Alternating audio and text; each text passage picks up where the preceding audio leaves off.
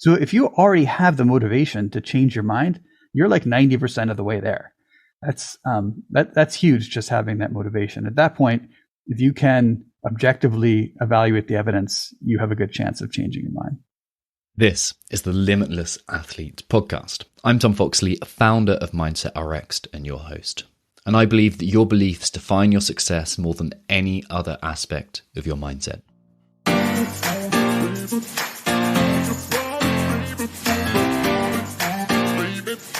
I don't know what's going to happen, but I'm willing to work as hard as I can. There is no past, there's no future, there's just this moment right here. If I did that, if I can get through that, like, come at me. Changing how I saw myself, like as a man, not just as an athlete. It's okay that I struggle. It's okay. That's part of the deal. It's how I respond to it.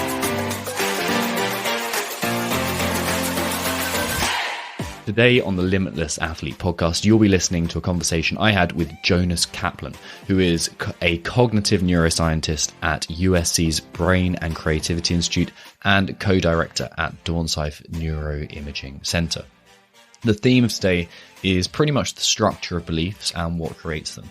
We stick to like this really broadly applicable description of beliefs. So we don't talk much about applying them to like athlete specific examples, but we do discuss how this applies in general. It's my hope that by listening to the show, you can gain a deeper understanding of beliefs and how they're formed and the biological structures which are involved in the research behind them.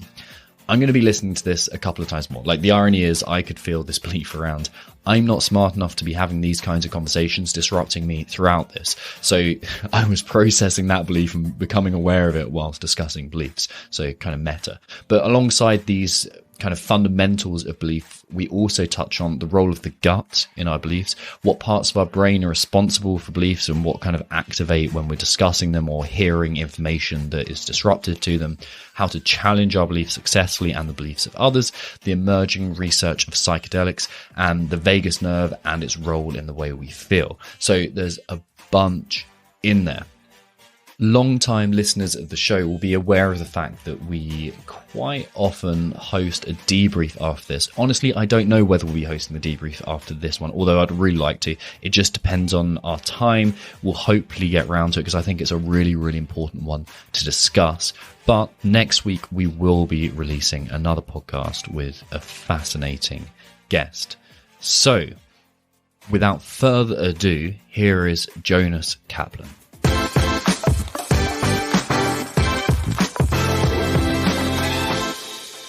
So Jonas, thank you for joining me. Like I just said, really, really do appreciate you joining me for this call. I'm glad to be here. I'm excited to talk to you. I'm going to do an intro after this and kind of record it separately, but I'd be interested to hear from you, like by way of description of your work and your interests. Who are you?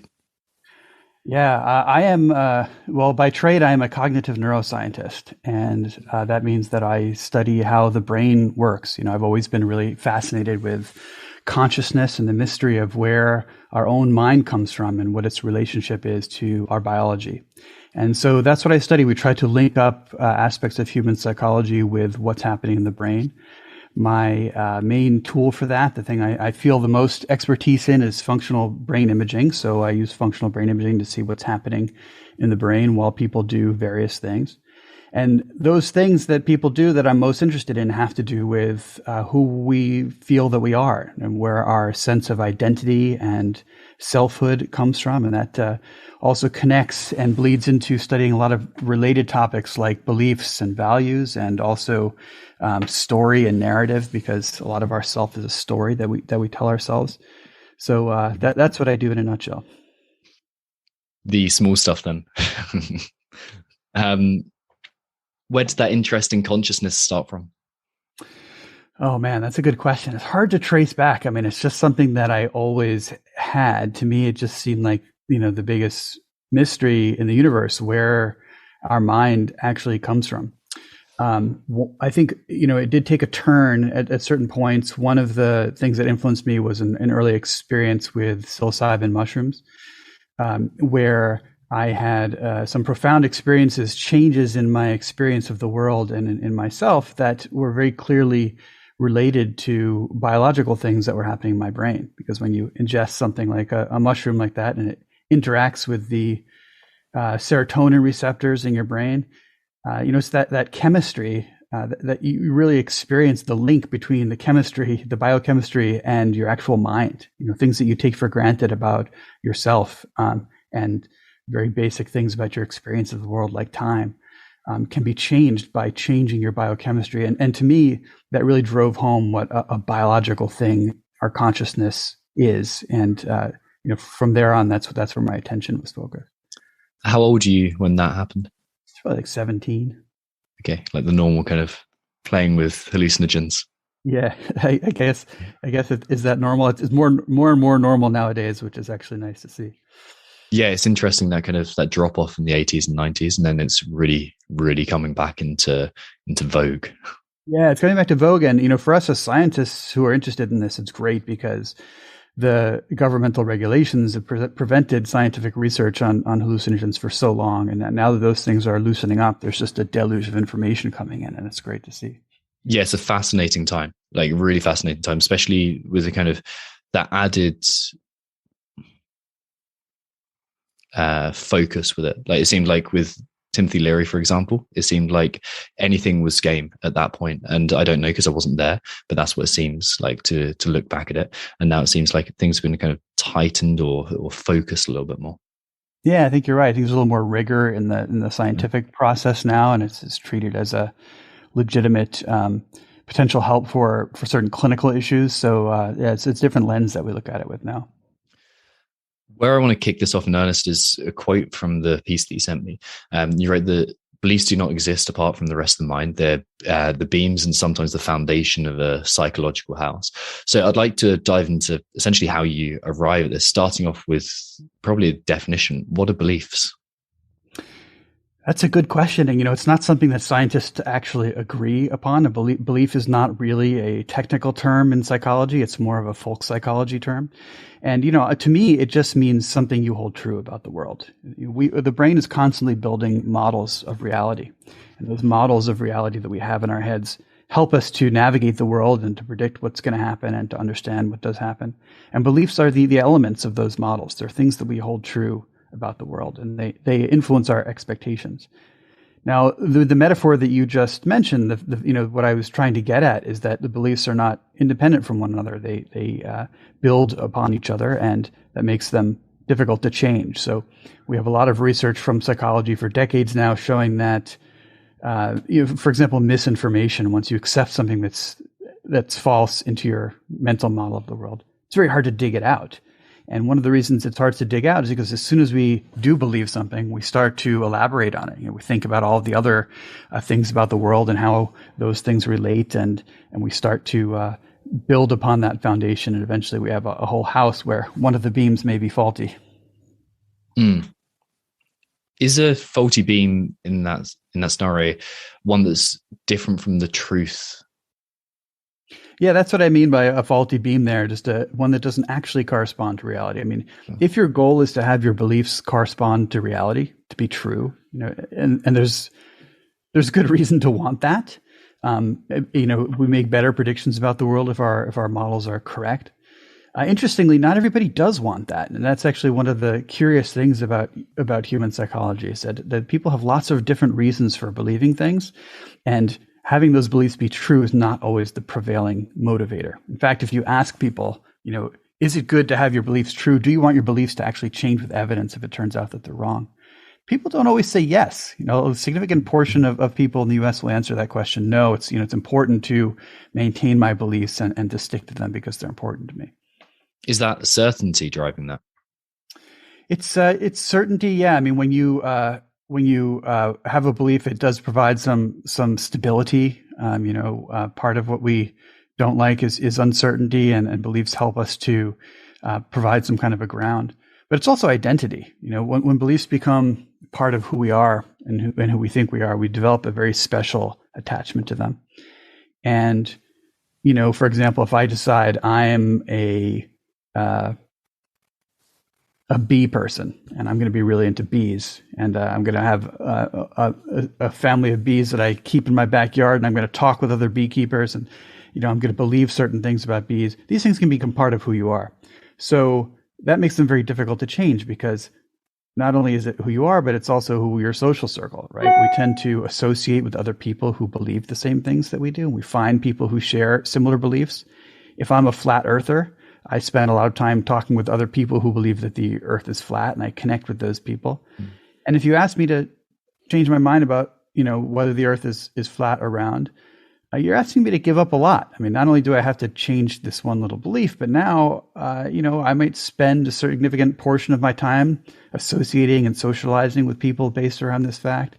And so, this is what I mean by how our beliefs get connected to other aspects of our lives. They're not individual atomic units that we can just delete like a folder on our hard drive. They're connected to the web of our entire cognitive and social lives. It seems like there's so much sunk cost in our belief. It seems like once we've kind of said this is part of me, to get rid of it is so much bigger than saying I want to change this. And like, you could probably have the conscious willpower to say like, I want to do this, whatever willpower actually means. Like you say like, I want to change this, but do you? Like, this is bigger than you realize. It's bigger than you realize, which is why, because it's so much easier to accept something as true than it is to excise something that's false. It puts a lot of pressure on us. I mean, we really need to be careful about what we accept as true, given this fact, right? It behooves us to be somewhat skeptical about every new piece of information. And that's difficult in today's world when we're deluged with so much information from so many different sources. So, this world we're living in of social media and the incredible amount of information the brain is being asked to process is definitely not something that it's built for. But then I suppose there's certain beliefs that are passed down in a kind of traditional sense that make sense and apply, like kind of some social norms, for example. It's good to follow these things. Some kind of traditions kind of previously proved to be useful beliefs, but separating those from the kind of what you disbelieve is. It seems like a lot of effort to go through every single belief that you've ever encountered and filter that down. It's true, because we kind of just accept the cultural reality that we're given. And it is a big task to go through and do surgery on that whole cultural reality and figure out which of these norms and traditions are actually good for us and which are we just doing out of some kind of a habit. I think it's important to do that, and I try to do that myself. But you're right, it's a huge task. It's very, very difficult to do. I'm guessing this is where your relationship with Sam Harris comes in, identifying what is really your identity and what is like how much of this belief structure that you've put together or had put together for you is reality and serving you. Yeah, that's exactly right. I mean, Sam and I were at UCLA training to be neuroscientists together, and the first project we did was on the nature of religious belief in the brain. So we were interested in studying, for example, when people believe things like there is a God, is that the same biological neural process as when you believe, Joe Biden exists? So we asked people who were strong believers in Christianity. We had a group of fundamentalist Christians and a group of staunch atheists. And we put them in the fMRI scanner, and we asked them to evaluate statements that were either religious or non-religious. And so we can compare what's happening in the brain when you believe something and it's a religious statement versus when it's not a religious statement. And really, we didn't find any differences between believing religious statements and believing non-religious statements. We didn't find any differences between the Christians and the atheists. It seemed like when you believe something, you believe it, it's the same thing happening in your brain, regardless of who you are or what it is that you're believing. Yeah, it's fundamentally true to you. It's a subjective truth, right? Yeah, it's something that you accept. It's part of what you think about the world. And there are certain topics that hit us differently, and when we think about them, they evoke certain additional processes, things that are really important to us. So actually, in that study, when we look at religious belief compared with non-religious belief, both the atheists and the Christians did activate certain brain structures that are related to emotion and feeling a lot more, just because it's sort of more, it's a deeper issue for both groups. So there was no difference between believing and disbelieving, but thinking about certain topics that are really important to us often evoke a whole different kind of psychology for us. And it could be religion, it could be politics, anything that people really hold as part of their identity does this for us. What are the different sources of beliefs? There are so many different sources of beliefs. I mean, it's a lot of it is social. A lot of it comes from other people, and that could be through casual interaction. It could be through formal education. A lot of it comes through just your own reasoning process, where you do deduction and induction based on evidence that you gather, experiences that you have. So there are a lot of different sources of belief, and there doesn't seem to be any difference in the brain, regardless of where the belief came from. As long as you accept something as true, once you get to that point, you believe it. There must be things that are more likely to reinforce a belief, like repetition, obviously, emotion being attached to it. Is there anything else that's more likely to make a belief stick? Things like even ease of processing is one thing. So the more easily understandable a statement is, the more likely people are to accept it as true. And you can even do this. My colleague Norbert Schwartz has done these experiments where you change the font of the statement to something that's difficult to read. And when you do that, people are less likely to think that it's true. It's because we use this feeling of like how easy and nice it is to process as a proxy for whether or not it's true. So if we just, if we can really read it easily and it makes sense to us and it's straightforward, that helps. As you said, repetition is another thing, just hearing something over and over again. Part of what repetition does is it adds these feelings of familiarity to the statement. And those feelings underlie a lot of these decisions. And this is actually an important point because a lot of people don't realize how much emotion and feeling is wrapped into our cognitive process. As neuroscientists, we really haven't been able to separate these processes. People have tried, to separate rational cognition, deliberative processing, or sometimes in psychology we call it executive functioning, from emotional or affective processing on the other hand. But these things really act in tandem, and there's so many feelings and intuitions that we have that go along with our thinking process that are really hard to separate and really influence us quite a bit. Yeah, well, that's to bring it back to the original part of the conversation. Like that's one thing you learn through psychedelic use, right? You see how messy our mental state is and how kind of overlapping it is, and you see you see a lot of things, but that's one of the things you see. Yeah, that's right. You can kind of see your own thought process happening to some degree. You can see some perspective on it. Yeah. Talking about what reinforces beliefs, is it possible to, once you have identified a belief that you think would be useful for you to change, use the kind of the opposites to dismantle it? It is possible. And when you said you've identified a belief that you want to change, one of the keys there is wanting to change it. Motivation is so important. A lot of times when we're talking about people not changing their minds, it's an external force trying to change their minds. Like, we want people to take vaccines. And so we want to change their minds about what they believe about vaccines. And part of the difficulty there is that people aren't motivated to change their minds. They don't want to because there's actually more motivation to keep their beliefs the same. And some of those are things we mentioned already, like social motivations. So if you already have the motivation to change your mind, you're like 90% of the way there. That's huge, just having that motivation. At that point, if you can objectively evaluate the evidence, you have a good chance of changing your mind. What's the deal with unconscious or subconscious beliefs? It seems to me like if you read any self-help book, it's going to mention it. And it seems like there's varying degrees of understanding there. If I keep it open-ended like that, what's the deal with unconscious, subconscious belief versus conscious beliefs? Yeah, that's a tricky subject. Social psychologists have talked for a long time about attitudes, which don't need to be conscious. They're things ways that we react to the world that reflect some information we have about the world that we don't necessarily even know that we're processing.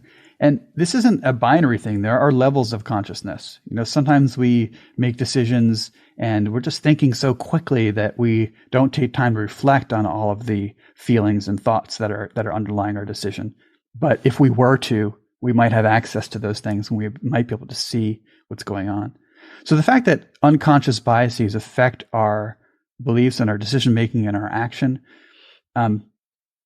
is a really interesting aspect of our psychology, but it doesn't mean that those things need to stay unconscious.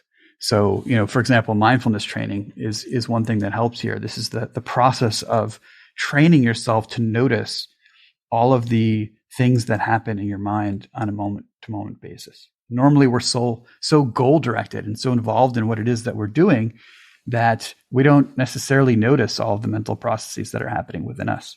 But if we stop and we pay attention to the present moment, we can notice things that were maybe previously subconscious and make them conscious. That's sort of where the term mindfulness comes from. You're mindful of what's happening. And there's a real value to that. Without getting too stuck into the weeds on meditation, where would you recommend starting for people? I'm not an expert in training people in meditation, so I don't know. I suppose I do have a bias in that I am involved with Sam Harris's app, Waking Up, and so I think that's a very useful resource for people. And but again, I'm not an expert in training people how to do meditation.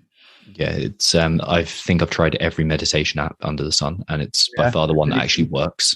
Oh, great! Yeah, it's the first meditation app where I saw or kind of identified what I feel like I was supposed to identify, which was reality as it is, or as I believe it is. And nothing else has touched the side in that. So it's been, it's so beneficial to me. That's great. But, it's not always the same thing that works for everybody. So, the fact that you tried a lot of different things is great. And sometimes it requires that. And then you'll hit upon one teacher or one method that really works for you. How much of our behaviors, thoughts, and emotions are driven by beliefs? It's a lot, but it's hard to separate that out. I think there's a constant feedback cycle. The mind is a dynamical system, which always has, it's like a constant symphony playing, and it's not easy to talk about one thing causing another independently of the whole symphony, because yes, beliefs cause behaviors, but then behaviors also cause beliefs. So if, I'm interested in flat earthness, that's going to cause me to maybe seek out some information about it, which is then going to affect my belief. And so it's all very, very complicated to parse out the causality there. You hear things banned around like 90% of our actions are determined by the unconscious mind, for example. Are there any kind of numbers on that are actually accurate or proven? No, I don't think we can put a number on it like that. But yes, we are unconscious of so many of the things that our mind does. If you think about even right now in this present moment, as you're listening to me speak, there is pressure waves that are bouncing against your ear at various frequencies and changing over time. And somehow your brain is parsing all that frequency information to dissect the different phonemes, the different, sound elements of the language to put together into words, and then understanding the whole syntax of the sentence that I'm saying and where it's going, and presenting to your consciousness just some understanding of what it is I'm saying. You don't even think about any of that. You don't know about all of that auditory and sublinguistic processing that's going on for you to arrive at the sort of miracle of understanding the speech that I'm saying right now. So consciousness really is, in many ways, the tip of a very big iceberg that lays below in the subconscious. The kind of the idea of an iceberg leads quite nicely to I can't remember who it was, but discussing. That's really going to bug me now that I can't remember. But there's the idea that Freud was talking about the unconscious as the kind of the iceberg that you didn't see, or the part of the iceberg that you didn't see. And then there's been ideas that there's a kind of, I suppose Jung would talk to a collective unconscious, which kind of I'd be interested in hearing your opinion on. But then there seems to be like some sort of phylogenetic kind of memory, something that's kind of deeper down in us as well, that also is influencing our predispositions and beliefs. I realize there's zero question in there, but I'd like to hear your opinion. I see what you're getting at. No, it's definitely true. So, one of the ways of thinking about this and how knowledge and belief influence our action is to think about how the brain processes perceptual information, which is largely through prediction. So this is a growing understanding of how the brain works by not just receiving information from the outside world and interpreting it, but by making predictions about what kind of information it's about to receive, and then comparing what happens to those predictions. And when you go into a room, for example, and you're walking into a classroom, you know what a classroom is. You expect to see desks and chairs there. And because you have that expectation, your brain generates the hypothesis that, well, I'm going to probably see a chair here. And then when some visual information hits the retina and gets processed up the chain through the visual cortex, this hypothesis is quickly confirmed. And that hypothesis generation and matching sequence is a much more efficient way of processing the visual environment. You can't possibly process all of the sensory information that's coming into you. You have to really do it in this predictive way. And those predictions rely on knowledge and beliefs about what happens in a classroom and what's out there. Some of that knowledge comes from your experience. You've walked into classrooms before, but there are aspects of that knowledge that guide those hypotheses that come from deep in our evolutionary history.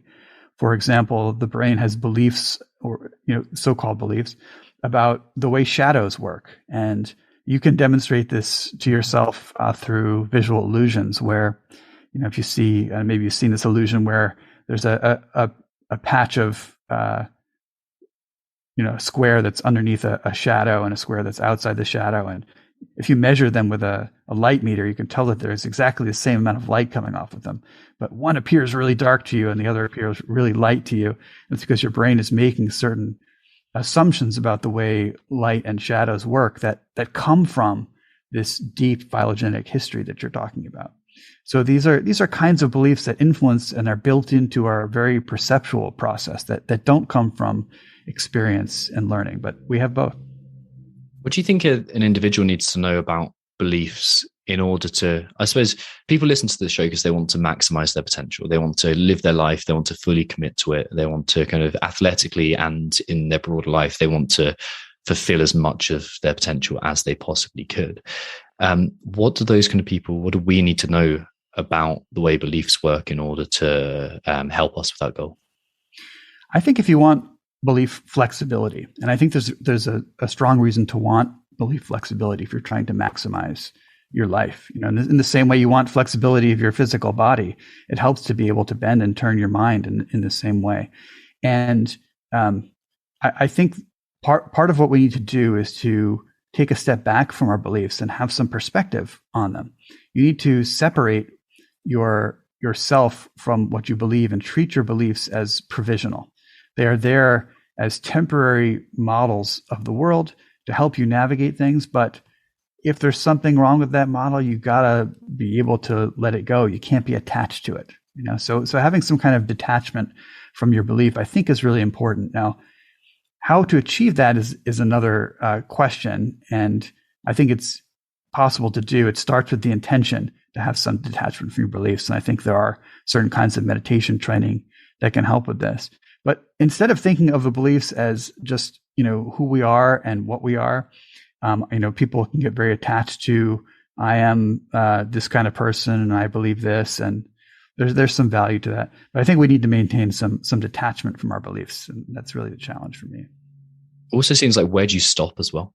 Like, where do you stop questioning your beliefs? Because you could keep on going and keep on going and keep on going until, well, the ego dissolves, essentially. It seems like you could get to that point where even with a pen and a notepad, if you kept on writing about what you believe and whether you can prove that something is absolutely true, it seems like it could never end. But I doubt you'd lose a lot of what you'd originally signed up for, which I suppose is just a belief in itself.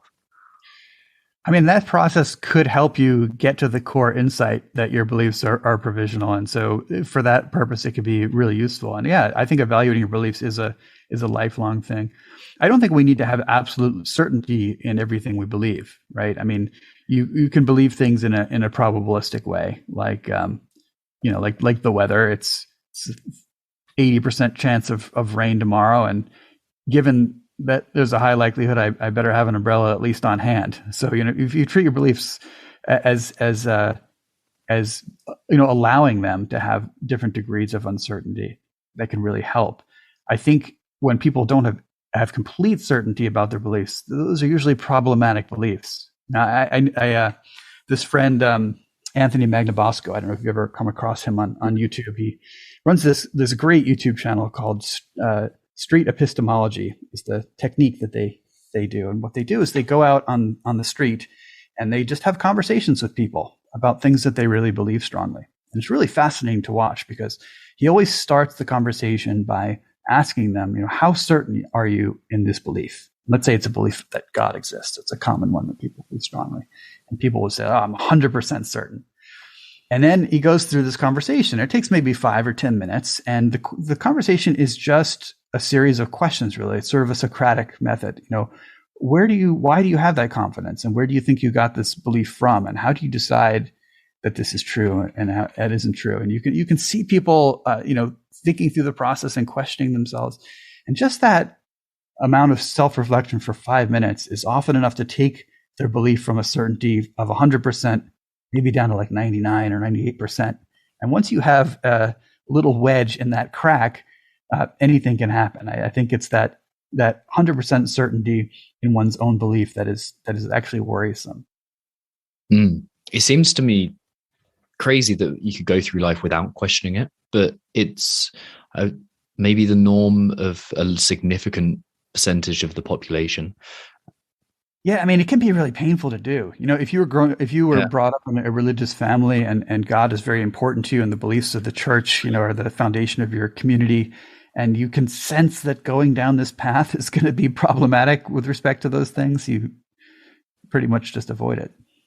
Yeah, it'd be far easier to simply seek out information and experiences that reinforce that belief. That's right. And it's, unfortunately, that is becoming easier and easier for us to do as the social media mechanisms help us to do it, to, encounter information that is consistent with our beliefs and to avoid information that is inconsistent with our beliefs. Probably the biggest reinforcer of belief right now is this fact that it's very difficult to come across people and places and communities that are very different from you. Yeah, it seems like social media should have a requirement to offer up a percentage of an opposing view at any given opportunity. I would be in favor of a law that required social media to do that. Yeah. Yeah. And it'd just be so much more interesting as well. It's true. It'd be so much more interesting. I mean, if you do want opposing views, you really have to seek them out. You have to put in a good deal of effort to crack the glass bubble that you're in and get outside of it. I think it's worth doing, and it's probably something that all of us should be doing. How do you make an effort to do that? I mean, you just say, I'm gonna find some alternative views on this. You can set yourself up with, think about what your sources of news are, and then think about a way to change them on a daily basis, either to get more variety. There's a website called allsides.com that I like. Instead of presenting you news from one position, they'll sample something, the same issue from the left and from the right and from the center. And you can kind of get a better triangulation of what's going on that way.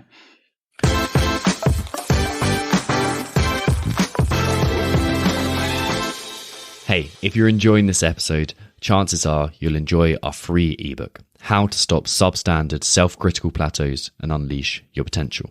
It's a step-by-step guide to finding your mojo again and getting back to the athlete you know you can be. It's free. You just have to stick your email address in and download it. To find it, head to mindsetrxd.com/ebook. That's mindsetrxd.com/ebook. Now, let's get on with the show.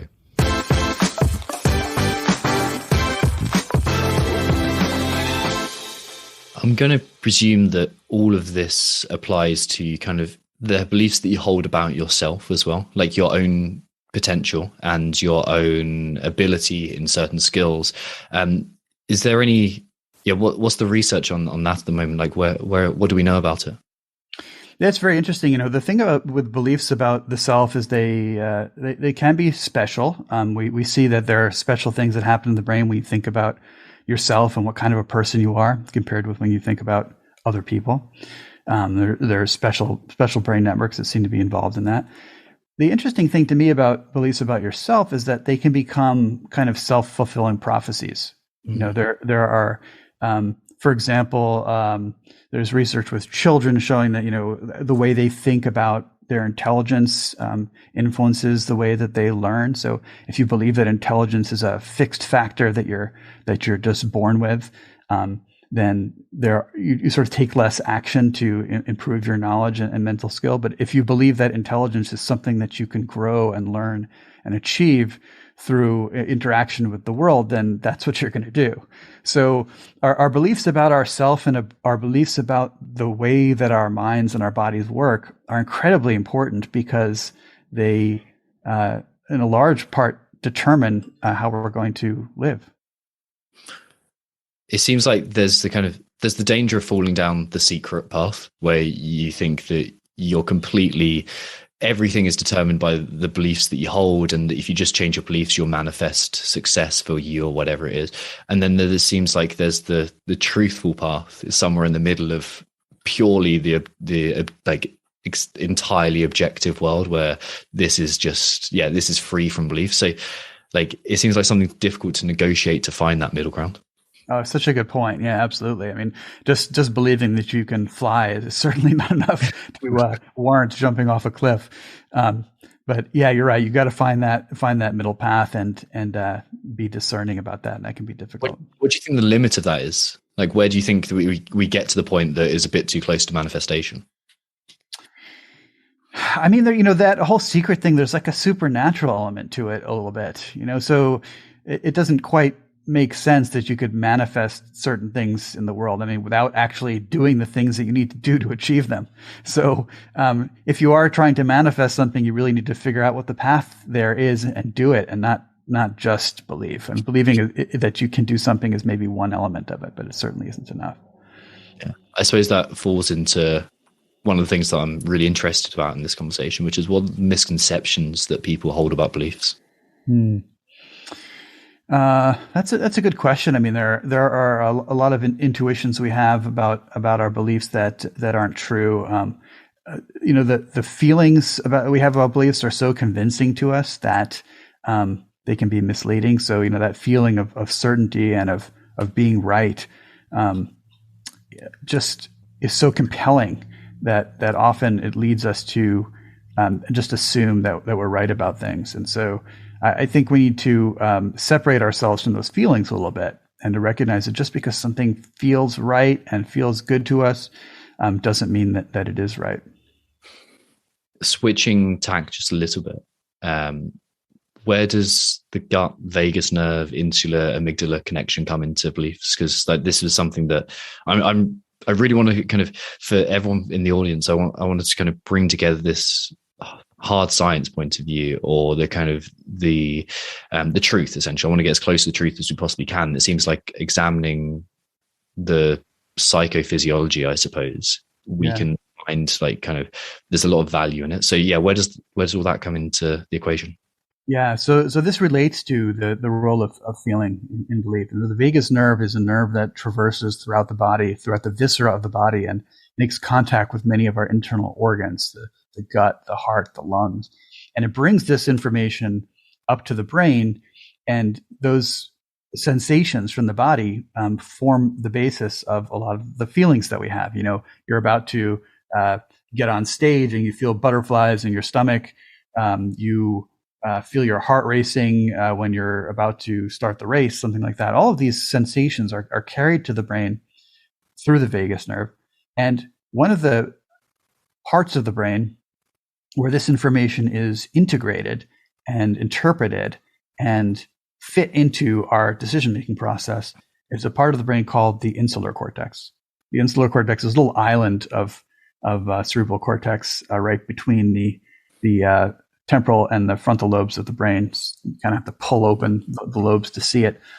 And it's very important for these feelings. It seems to be, in a large part, the basis for these feelings we have of the internal state of our body. And, when we study belief, this is another study they did with Sam, where we put people with very strong beliefs in the fMRI scanner, and we challenge their beliefs with statements and evidence. These are people who had very strong political beliefs. And when we argue against their beliefs, we provide evidence that their beliefs might not be correct. We found that people who activated the insular cortex more when they were being challenged were less likely to change their minds. And this fits with the idea that these negative feelings we have when we're challenged, and it just feels bad and we want to get away from it, are very important for how we react to information. And this is a part of the brain that really originally dealt with making us feel bad when we ate something that wasn't good for us. If you want to recoil from spoiled food or something that's just disgusting to you. Disgust is one of the main drivers of activity in the insular cortex. And these are very old biological systems, these affective systems that help to keep us alive for so long in our history. If you're going to eat something that's poisonous, that could kill you. So this is a very essential part of our biology.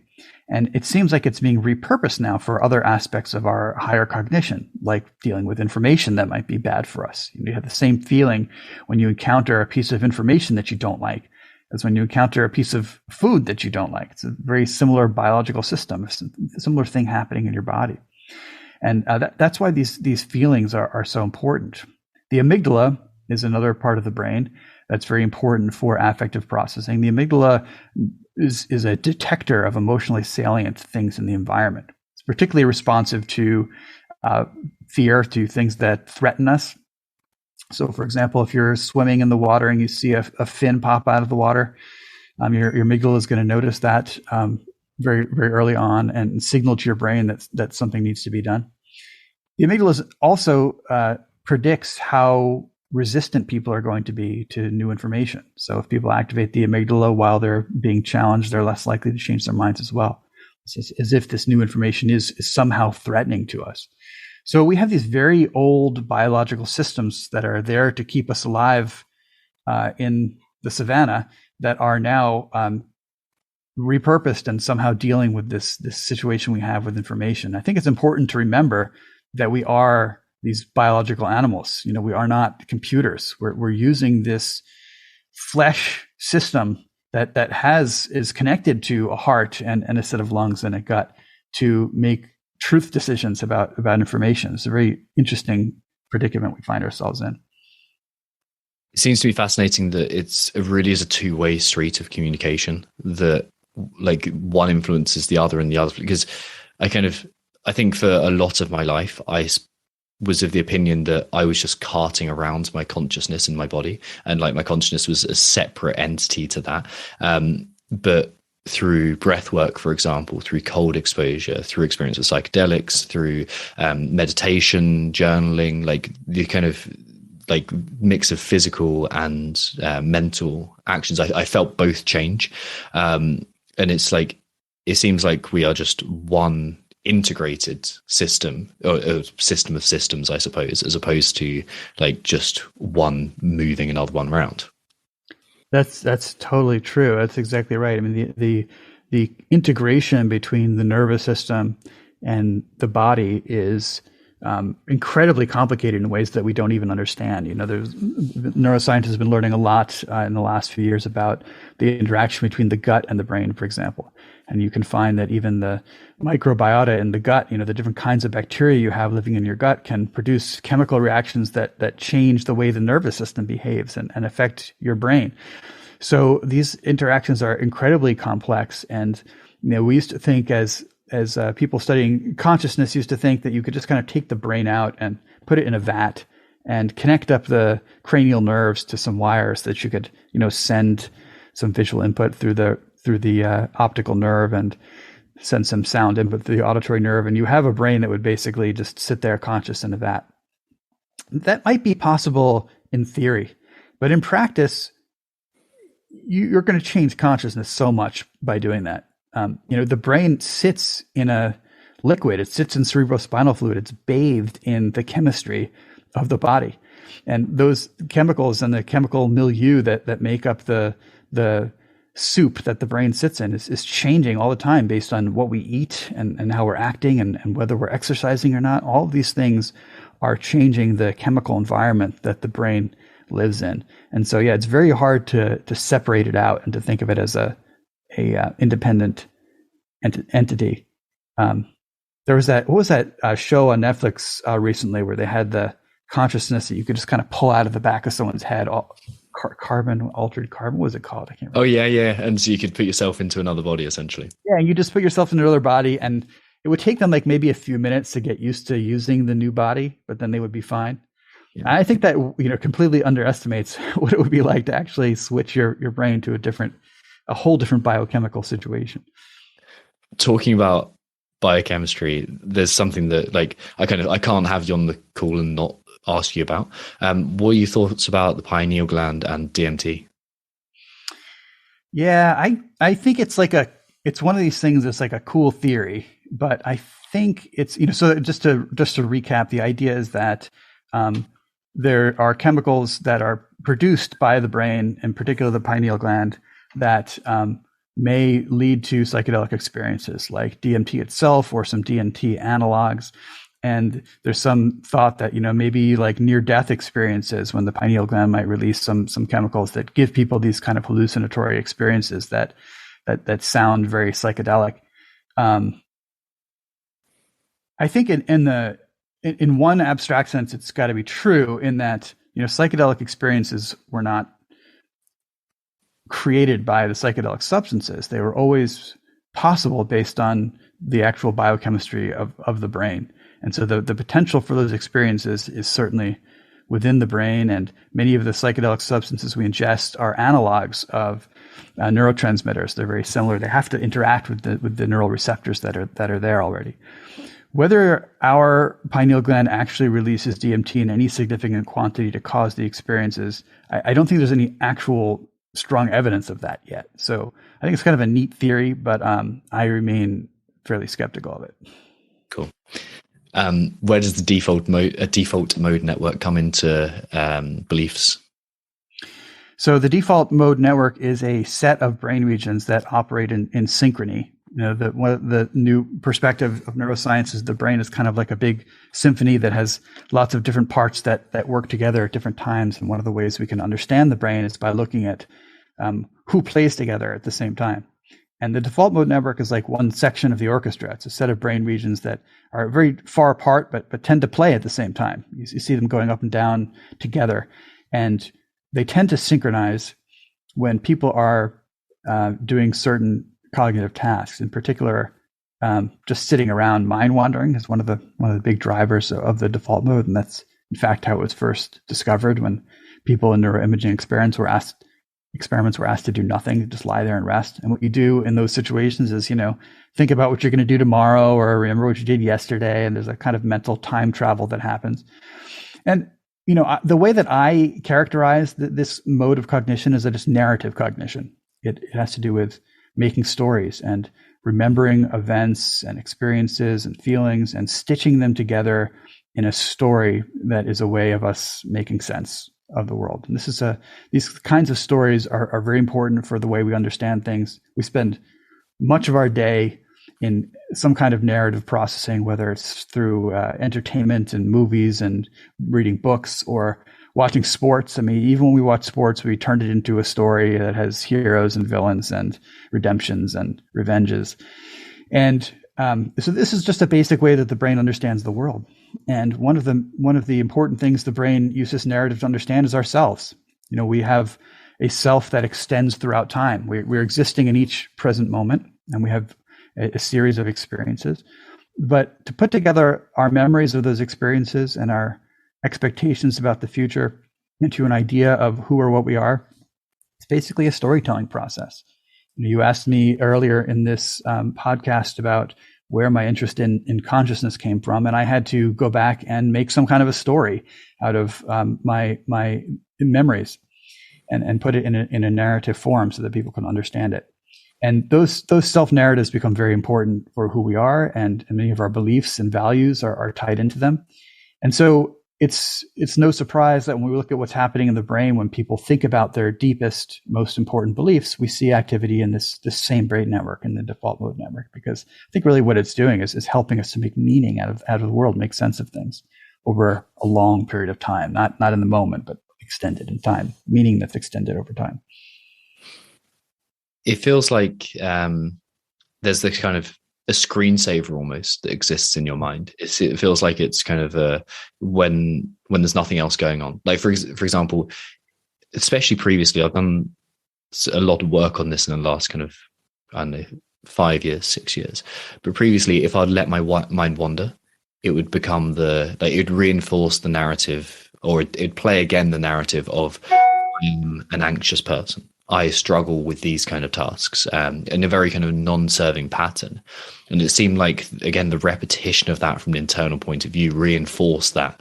And becoming mindful of it, journaling actually helped a lot, because I was able to get what I was thinking out into paper and seeing it as something separate from myself. But yeah, it seems like there's a lot of value in observing what's within the, like, kind of that screensaver mode. Yeah, that's right.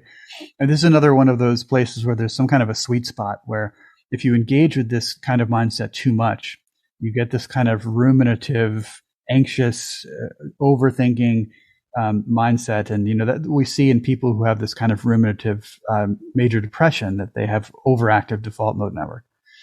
On the other hand, if you don't engage with narrative thought, meditation is one of the things that reduces default mode network activity. If you focus on the present moment alone, that is actually a very useful mindset to attain.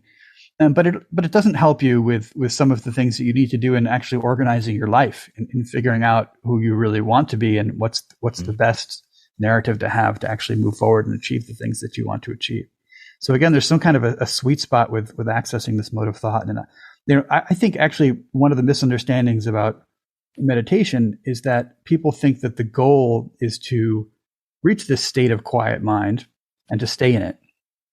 And I don't think that's true. I think what we want to learn in meditation is the skill of manipulating which mode of thought that we're in at any given moment. And we want to be able to access the present-mindedness of a complete quiet-minded state of mindfulness. But we also want to be able to access this mind-wandering, free-flowing, less goal-directed mode of thought as well, because it has a lot of advantages. It has a lot of advantages for creativity, for example. We find that creative people are really good at switching back and forth between these different mindsets.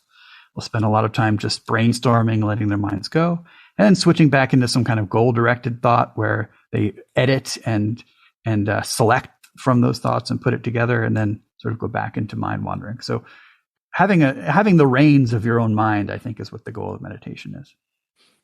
Is there any link between, I suppose, personality types or Big Five personality tests, things like that, and beliefs that we hold? Is there any kind of overlap that we can find there, or is it more kind of a theme that would be pervasive? That's a good question. I'm not sure. I don't know of any relationship between personality measures and belief, but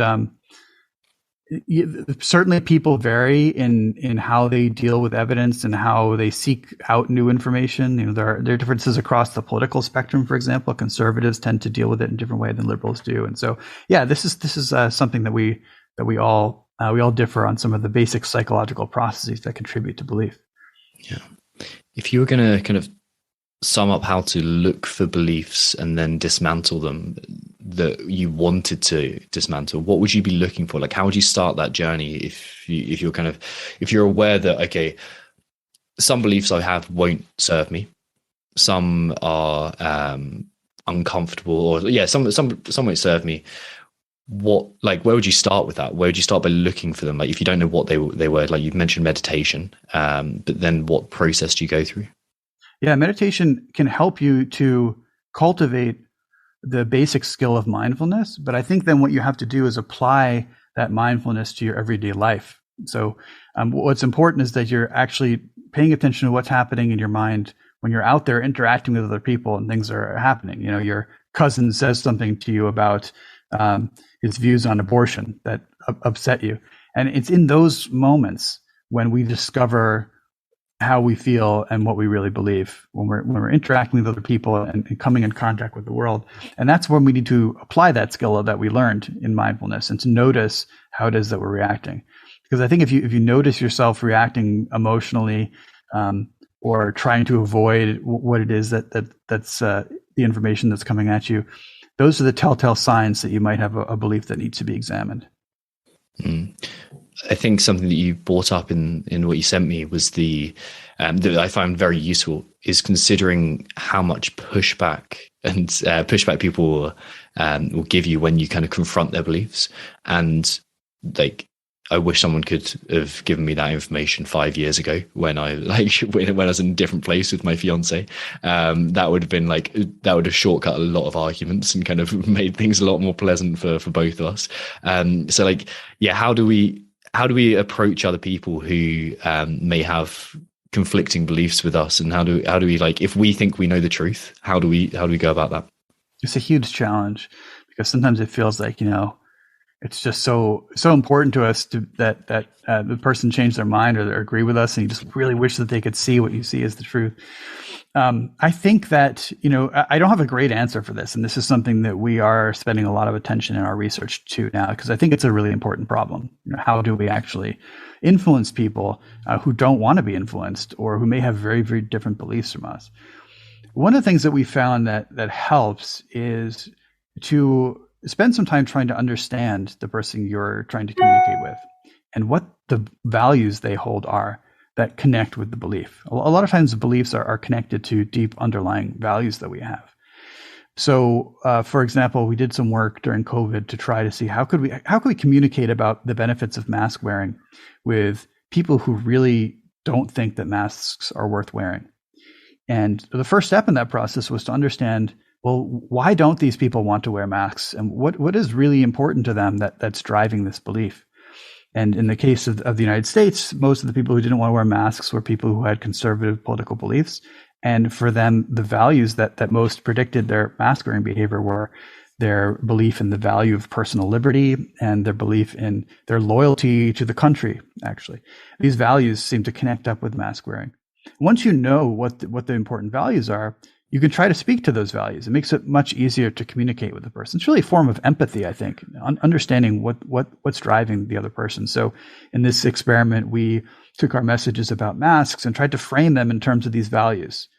Masks are, if you're loyal to the country, you want to protect America, this is actually a way to do it, because the older people who fought our wars for us, the veterans that are vulnerable to COVID, are going to be helped by reducing the spread of the disease and things like this. So if you sort of frame your communication in terms of the things your audience cares about, then you might have a better success rate.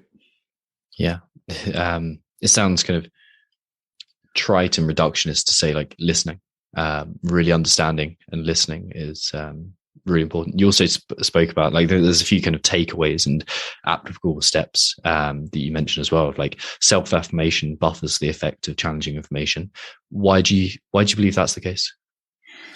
It's specifically challenging information that challenges beliefs that are related to yourself. So if challenging a belief that's important to you is going to challenge your idea of who you are, it helps to have some buffer to feel good about yourself, so that you can absorb a little bit of that bad feeling that you might get from hearing that one of your beliefs is wrong. So yeah, there's a couple experiments showing that if you ask people to spend some time thinking about what the good aspects of themselves are, to build up your self-esteem a little bit, write a little essay about what are your 4 best qualities.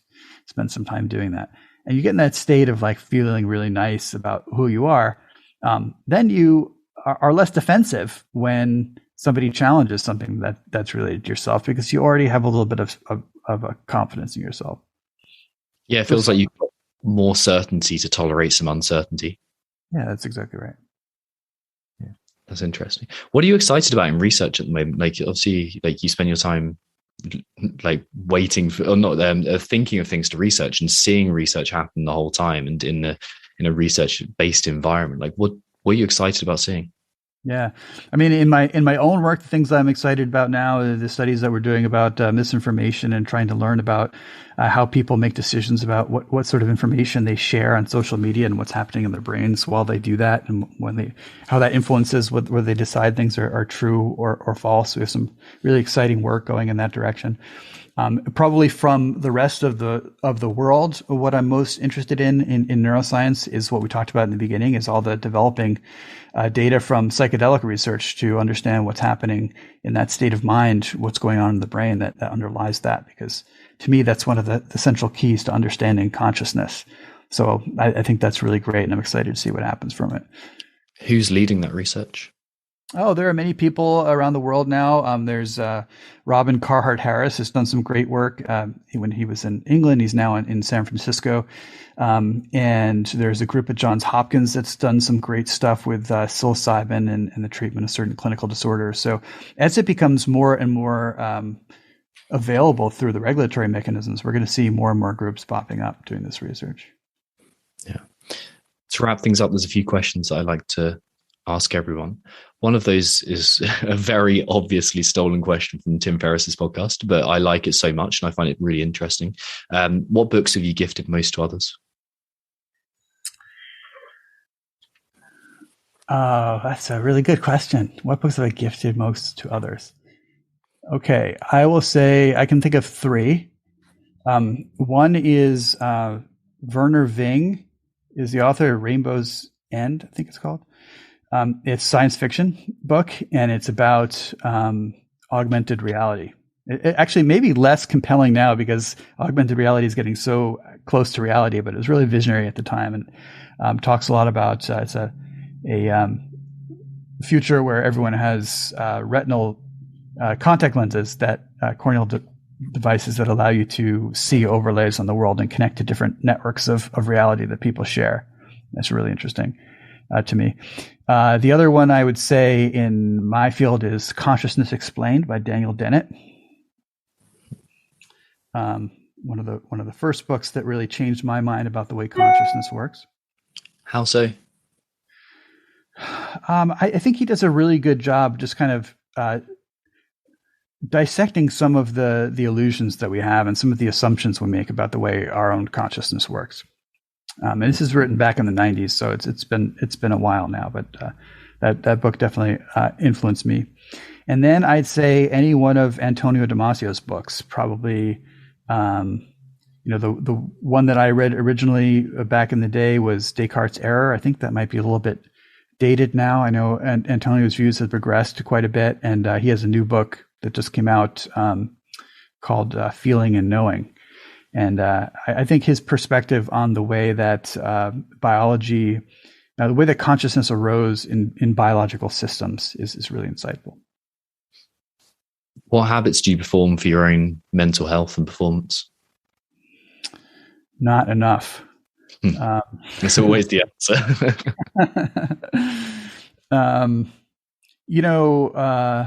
I'd say having some connection with nature, I think, is probably the most important thing. And living in a city here in Los Angeles, I do live in a place that's semi-natural, but I think that's one of the best things we can do for our mental health is have some regular interaction with some kind of natural system.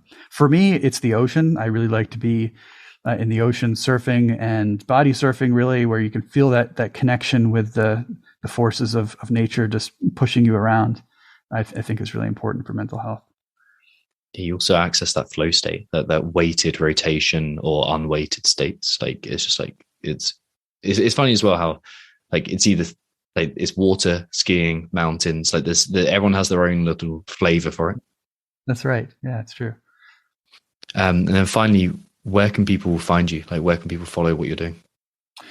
Well, I'm on Twitter at Jonas_Kaplan. I would also recommend, if people are interested in some of these things, to listen to my podcast that I did with Mary Sweeney, who's a filmmaker. The podcast is called Float. And we talk about the creative process, and we speak with filmmakers and scientists and try to get to what's in common about the way they work in creative ways. Beautiful. Thank you so much, Jonas. I can't tell you how much I appreciate your time. Thanks, Tom. It was a really great conversation.